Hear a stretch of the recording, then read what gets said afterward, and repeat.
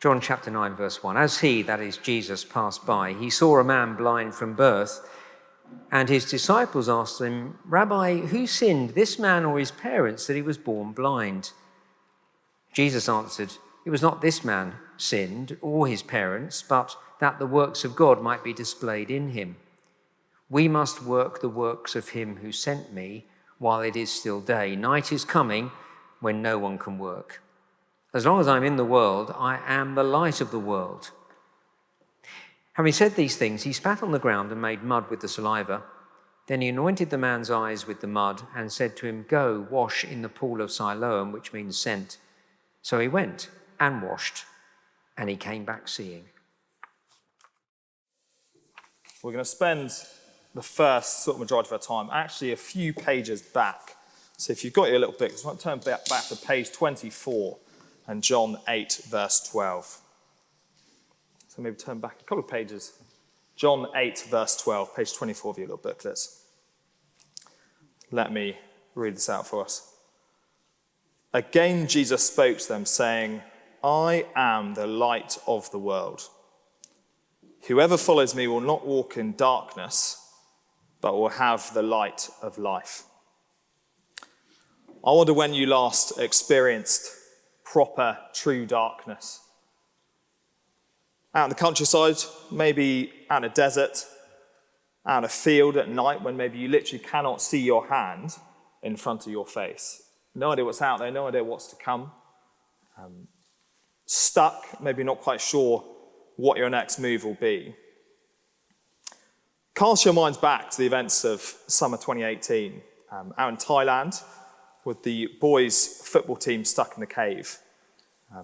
12 members of the team, all between 11 and 16, and their assistant coach entered the cave after a training session. Shortly afterwards, heavy rainfall began and partially flooded the cave system. They were blocked in, trapped. The torches they had slowly dying as they were treated back further deeper within the cave. Slowly but surely the torches died. They were in total darkness for 9 days. No light, no contact with the outside world, no way of knowing if help would ever come.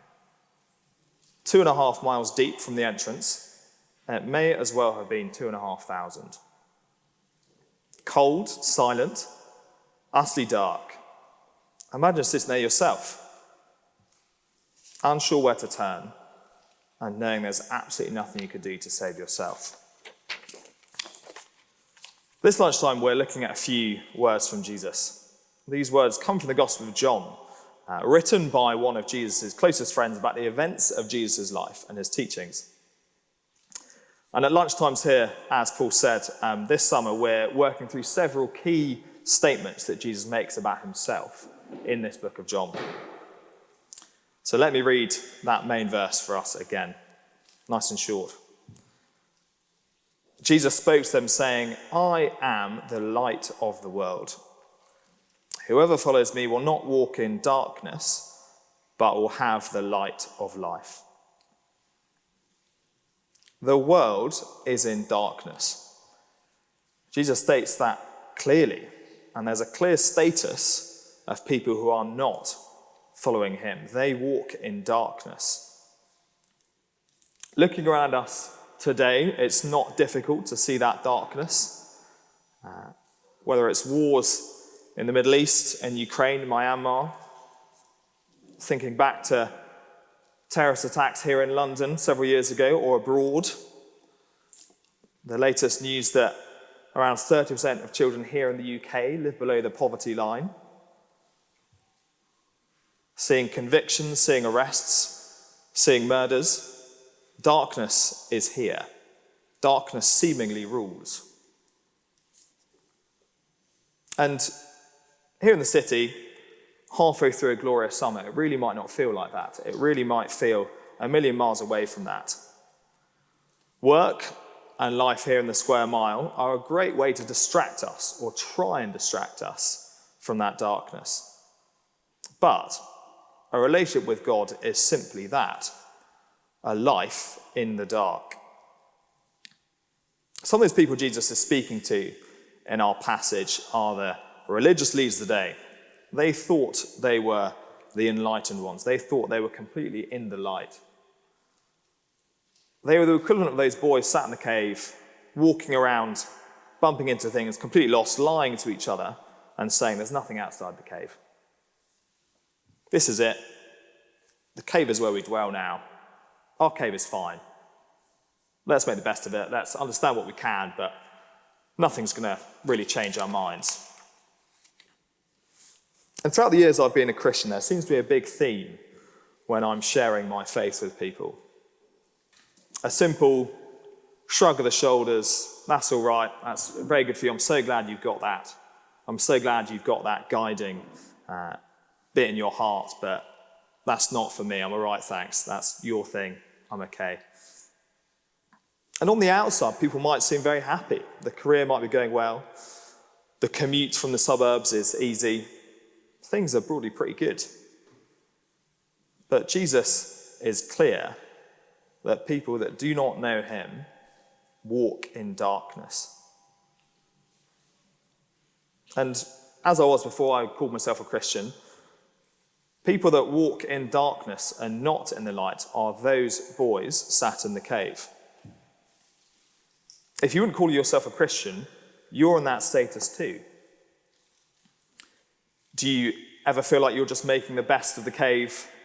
Have you stopped wondering whether there's anything outside? It's just me, it's just the cave, it's just the trappings. You're sat waiting, not sure what's outside, perhaps completely slipping into not caring.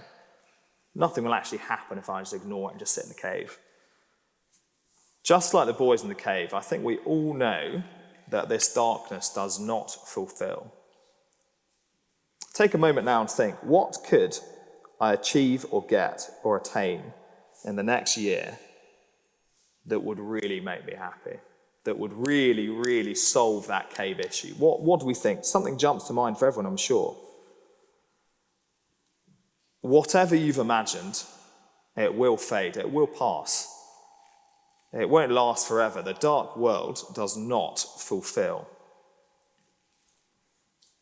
In other parts of the Bible and Jesus' teaching, this walking in darkness is called sin.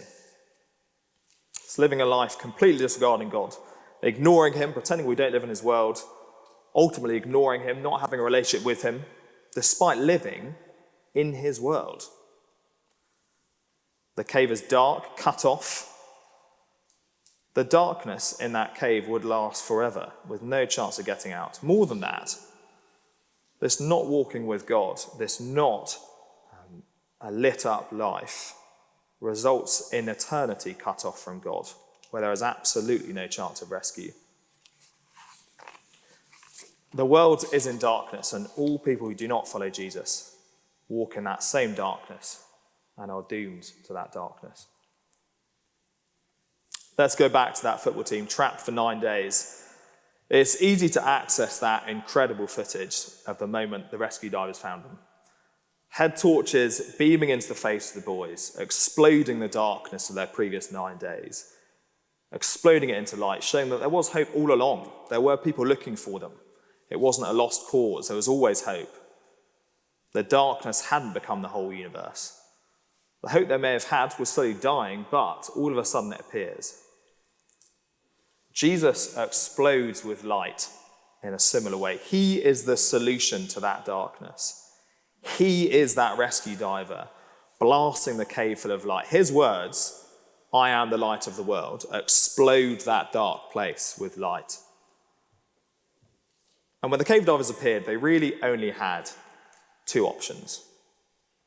So imagine if the response to the football team, the lights turn on, they're blasted in the face, and they turn around, cross their arms, and face the cave wall.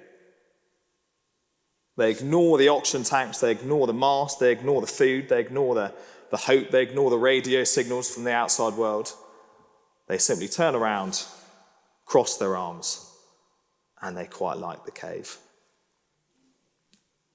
Or, the second option, they see the rescuers and welcome their rescue, knowing that they are safe. Here and now, Jesus makes sense of both the cave and the outside world.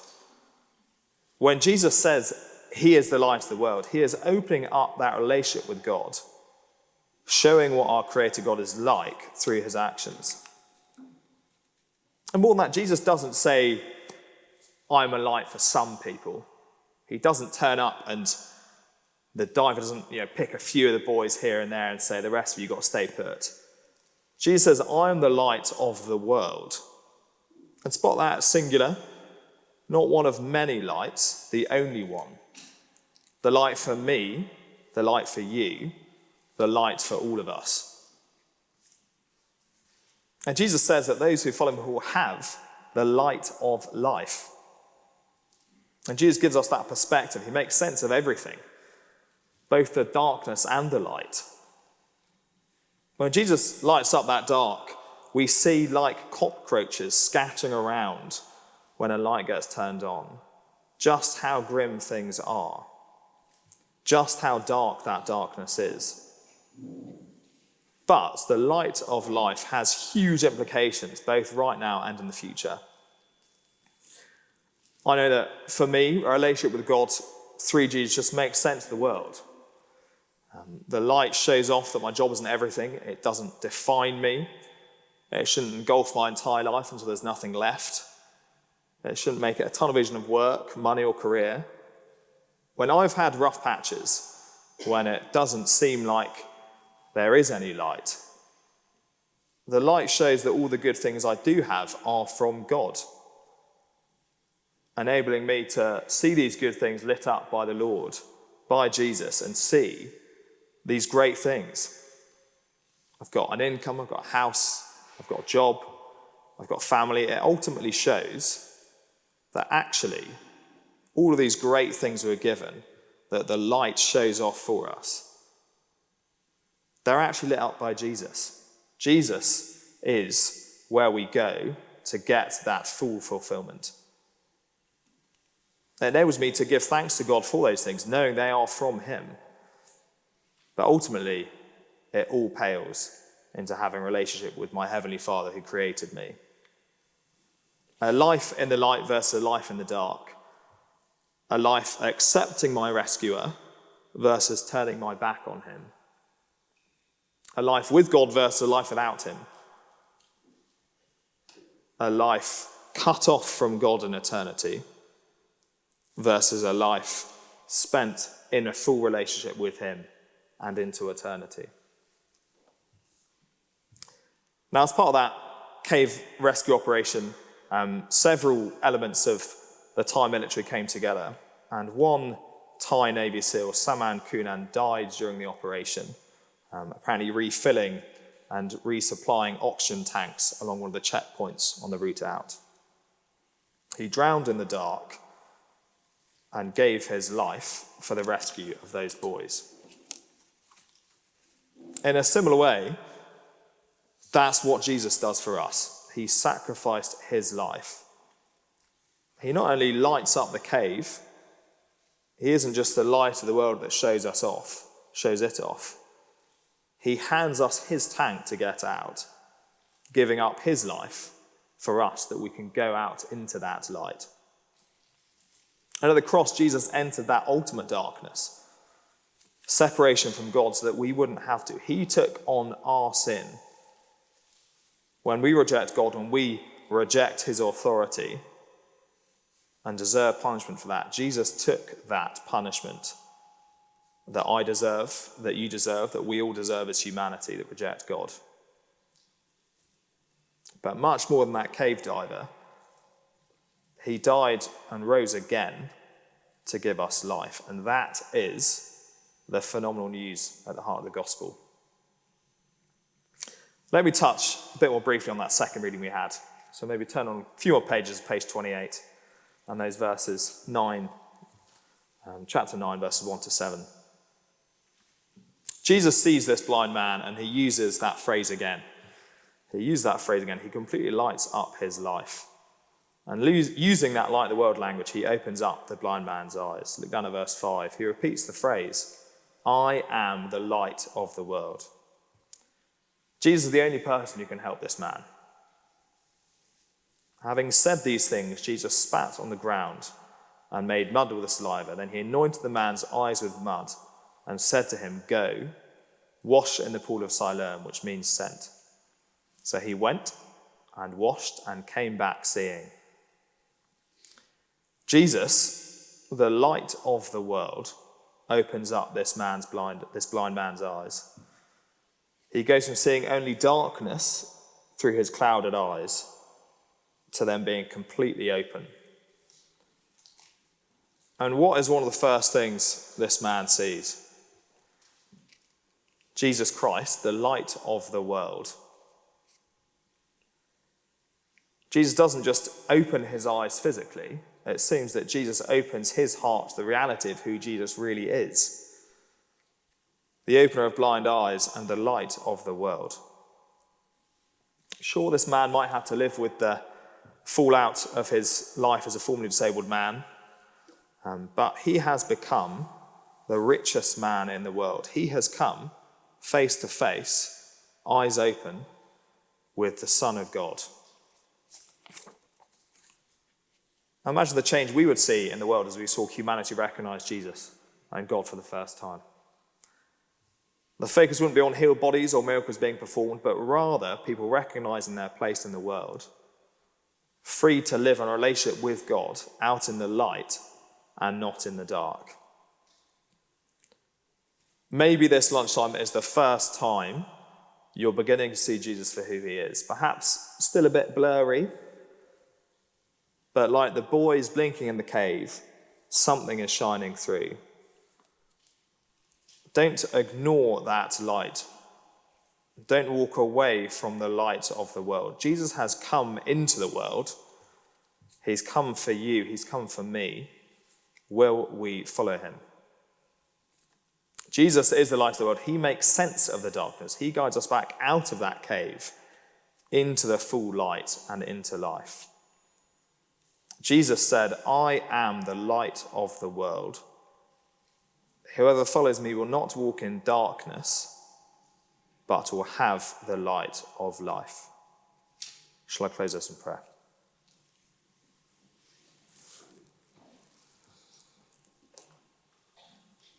Dear Lord, thank you that you sent your Son, Jesus, into this world so that we can know you fully. Help us that when we fail to recognize you as in charge of everything, that you would help us to turn to you for rescue, safe in the knowledge that faith in your Son, Jesus, gives us life. Amen.